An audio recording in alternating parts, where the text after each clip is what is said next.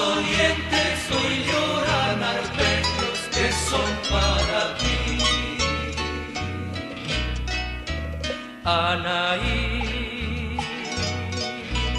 ¿recuerdan acaso tu inmensa bravura, reina guaraní?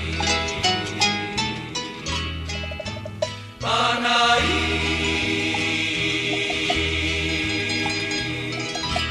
indiecita fea, de la voz tan dulce como el aguaí. Anaí, Anaí, tu raza no ha muerto, perduran sus huellas en la flor rubí.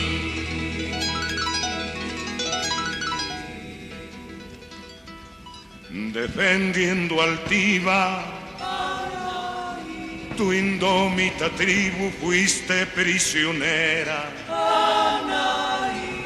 condenada a muerte, ya estaba tu cuerpo envuelto en la hoguera.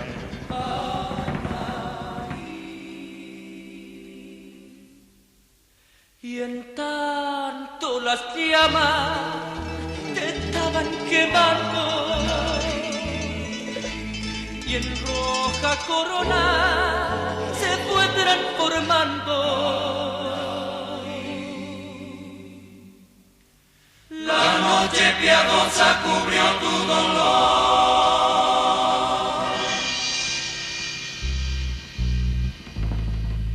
y el alma asombrada miró tu martirio hecho ceibo en flor. Anaí, las arpas dolientes hoy lloran arpegios que son para ti. Anaí, ¿recuerdan acaso tu inmensa bravura, reina guaraní?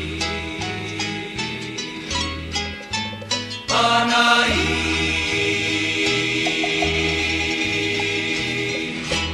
indiecita fea, de la voz tan dulce